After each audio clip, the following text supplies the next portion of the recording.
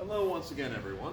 So, picking up as I said I would, we are now going to be tackling the Great Epee from Elden Ring. Now, before I get into that, there was one movement, well, technically two, but an important movement that I forgot to include in the last video, that being the Backstep Attack for the one-handed sword, well, one-handed straight sword. And so I wanted to just go over those really briefly. Now, what a Backstep Attack is, and I will be trying to include this in all videos going forward, is rather than having a direction when you hit the roll button, if you just press it, your character will just do a nice little back step, pretty much. And from there, you can launch a couple different attacks. In the case of the straight sword, if you do it with one hand on the blade, it's going to be hop, and you're going to step back in with the left cut. Here's that again, hop, left cut. And then if you have two hands on the sword, you're going to get a cut from below instead. So it'll be hop, up from below. There's that again, up from below. Nice and straightforward, should catch us up. And thank you very much to my good buddy Dake from Celtic Curse Gaming for reminding me of these things, as well as pointing out some others that I will be going over over the course of this. So, now then, let's start tackling the Great Epee. Now you may notice I am not holding a rapier for this. Instead, I am using a longsword fetter that is a bit on the longer side with some side rings. I thought about using my rapier for this, but honestly, proportion-wise, this more closely mimics, certainly in regards to the guard, that's about the size of the guard that you see in game, so I wanted to have something along those lines to really get it, as there are going to be some different move sets in between the Great Epee versus the S-Stock and then the rapiers and things along those lines. So, let's go ahead and start tackling it. Now, in regards to its one-handed attacks, we're mostly going to be focusing on thrusts, and these thrusts are going to come off of a right foot forward lunge. So, our first attack is going to be a turning thrust that goes into quarta, essentially, so your nails are going to go up. Then from there, we're going to retract. We're going to thrust in again, not at our highest point, but kind of in between. Basically, once you finish your first thrust, bring it pretty much straight back along that line, let your nails turn upward, slight gathering step into your next lunge, and you've pretty much got the same idea. So here's that from the side. Quarta, face. Then following this, we're just going to chamber the arm once again, and this time we're going to do a slightly higher thrust that goes downward and into target. So, quarta, face, above, just using gathering step footwork to get there.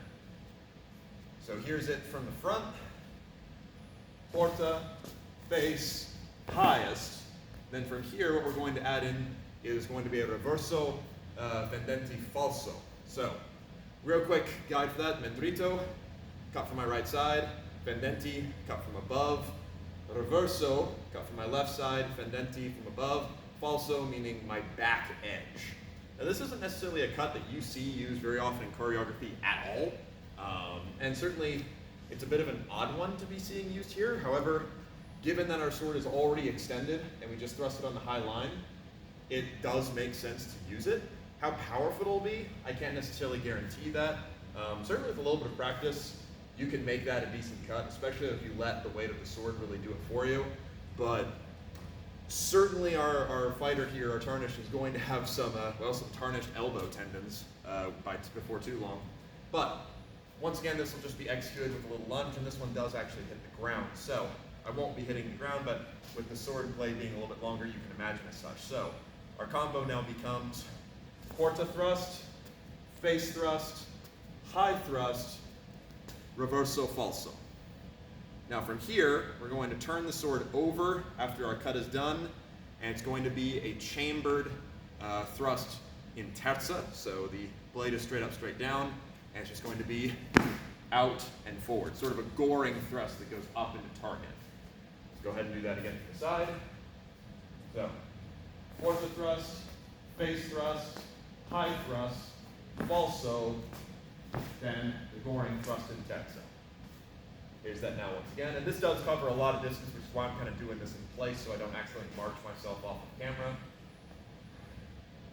Quarta thrust, face thrust, high thrust, falso, terza. And honestly, doing it a little bit, that isn't actually necessarily that bad. Now, can I do it as fast and consistently as the character can in game? No, I cannot. But it's not necessarily terrible. And certainly as long as you're keeping your body profiled and moving along with it, you can keep executing this technique with decent power.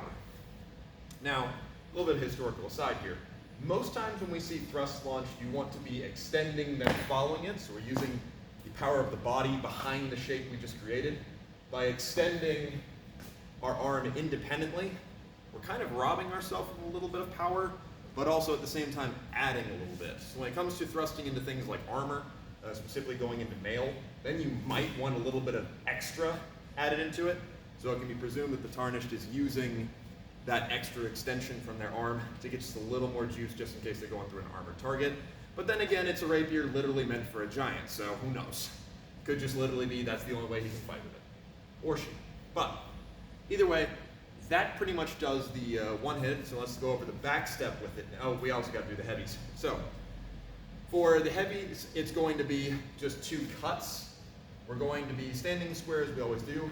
They will draw themselves up, bring the sword over into what is essentially an inside parry, and then from here, it's going to be a cut down, a reverso tando is what I would describe this as it comes in very much on a sort of horizontal layer, and with this, we're going to be doing a nice lunge out with our step. Now, it's a little unclear as to whether or not this is a falso or a true edge cut. It's a little, I can't quite tell. With the 2-hand, we'll talk about this again, but I'm going to do a long edge cut for both of these. So it's going to be draw up, cut 1, draw up, cut 2. Both just reverso, mentorito, pretty straightforward. Here's that again. Draw up, cut 1, draw up, cut 2. Mechanically, pretty sound. Not necessarily the fastest cuts, but then again, it's not really meant for cutting. Now let's talk about the backstep.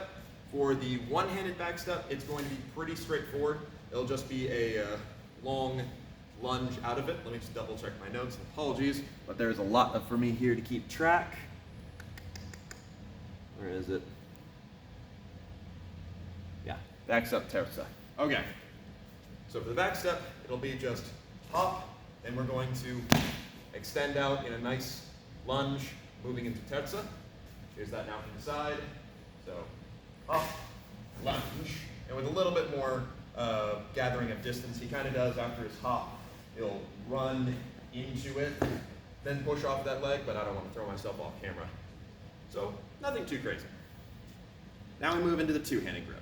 This is where things get a little bit more interesting, as the combo is still going to roughly follow the same direction, but we're going to see a lot more side switching, probably because we have that other hand on the pommel.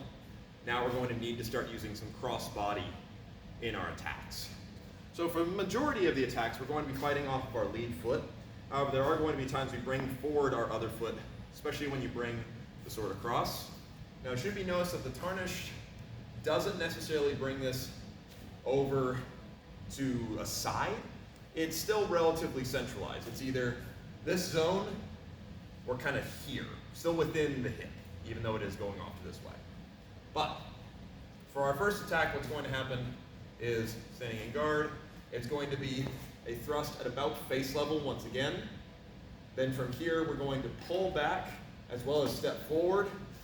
And the hand is going to move over now to kind of reinforce. Now, this is a bit of a strange one, as certainly it's weird not to stand in guard, but that thrust isn't bad. Pulling back isn't bad, but rather than holding the guard, they move up and just sort of reinforce it along their gauntlet. Just a little strange. And then they're going to just push that forward with their thrust, again, kind of passing off of it. So, here's that, those two in combination. 1, 2, nothing too crazy. I'll show it from the front now. 1, 2, and the arm just kind of, you shouldn't throw back. I'm throwing back for sake of balance. The arm does actually come with it and kind of rejoin, but habits. Let's see here. Raise stand. There we go. Following that, we're going to go to our high targets again. So first one's going to be face level. Second one's going to be here. They're going to draw it up, and it's going to kind of come in from above. So 1, 2, 3. Kind of a nice little zigzag pattern. So, 1, 2, 3, and I'm using a gathering step. Sorry, I'm using almost a changing step rather than a gathering forward. Tarnished is pushing forward as I do these attacks. Following this attack, we're going to now bring it across the body. So it's going to recover back more to the central body, and we're going to be pushing it across. Sorry, the left body, we're going to be pushing it across once again. So we're thrusting out, bring it in, and we're going to thrust this more down and through to get our next attack. And I'm a little unclear as to whether or not the Tarnish is stepping forward to their left foot on this one. I forgot to write that in my notes. Doesn't actually necessarily matter. But our full combo ends up looking like this so far. We're not quite done, but what we've got so far is going to be face thrust, braced thrust, high thrust, and then it's going to be set aside thrust. Now from here, for our final attack, if I'm not mistaken, yes, is going to be the highest hitting thrust, which is going to kind of mimic our end combo for the for the sword with two hands, which will be after that last thrust, left or right before, it doesn't actually matter if we're doing this. We're going to bring it up and high, and the hand is going to come off, and it's going to be a high extended prima type thrust with the knuckle still being up. So here's that now from the side, full combo. I will be doing it in place. So face thrust, brace thrust, high thrust, set aside thrust, high over thrust, and then you're back into thrusting from your dominant side. Here's that facing the same way. Well, not dominant side technically, but you get what I mean.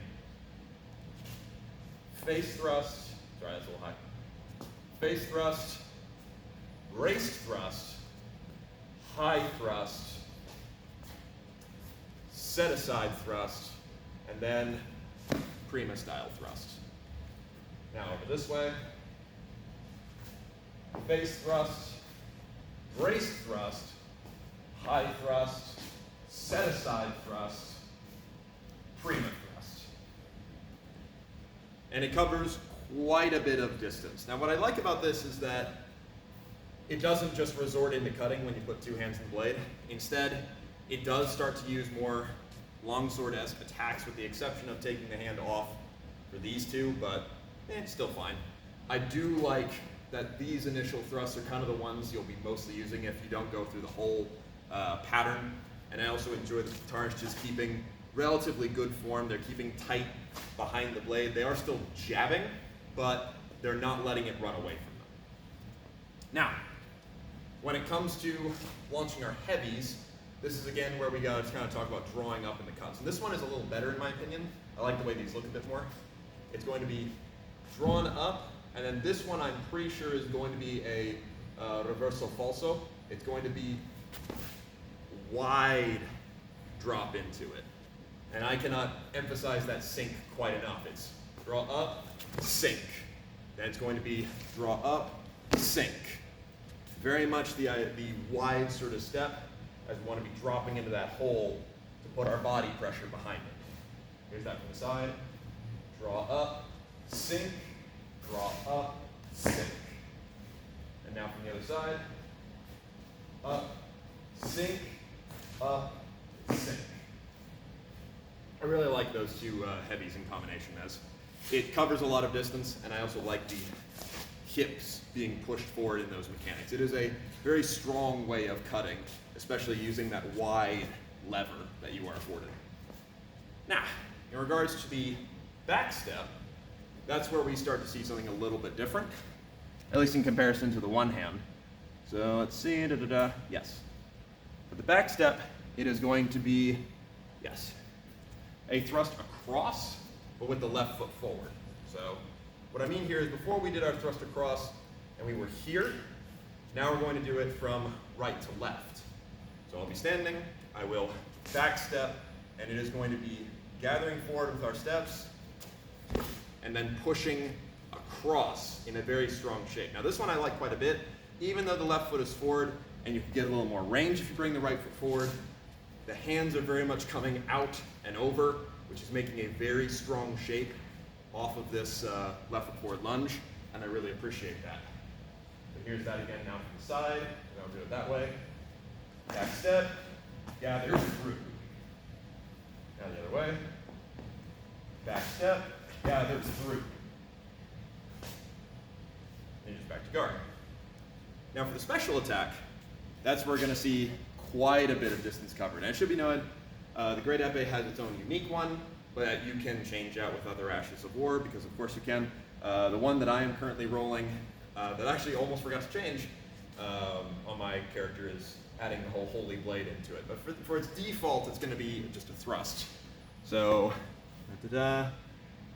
yes. For the special thrust, and this is going to be one that can blow through shields, it's going to be bringing back, sorry, not bringing back on this side, bringing back in boom, and it is that wide extension. Right foot will come forward, and we're going to be moving into the position of basically secunda, so the nails will be down. Here's that again. Load, push. And again, same sort of thing, even though we are going cross body, because the body's lined up behind it, and we're sinking into that attack, this is not unstable. It actually gets quite a bit of pressure going forward. There's that again. Load, fire. And then on this side, that should be noted again, he's covering a lot more distance, kind of running up toward the target. See if I can't do this on this one. We'll see if I go out of frame. Load, fire. And that's pretty much it for the Great Epee. It's a bit of a strange weapon. Like, certainly when I picked it up, I was like, what the heck's a Great Epee? And then I had a rapier meant for a giant, pretty much. So that was a bit of a strange one. But I very much like it. It is certainly a strange one, and you can also hold a shield and attack behind it. So it's kind of the best of both worlds in regards to being in between a spear and a sword. I think it's really cool that, FromSoft games, they don't just size up, the long swords or things along those lines. They don't just size up the katanas or other curved great swords. They size up every single weapon that you can pick up. You're going to find the little version of it, and you're going to find the big version of it, and I really appreciate that because it does just flesh out the world a lot more. But either way, that's going to be the Great Epee, as well as a little bit of catch up for the straightsword. Probably going to take a little bit before I dive into the next one, take some more time to find some interesting weapons that I want to cover, as I am not progressing through the game all that fast, and I will probably also be covering another game or a TV scene. In fact, I have a TV scene that I've been meaning to do at the end of the month. But otherwise, thank you very, very much for watching. We'll go over some other movesets another time.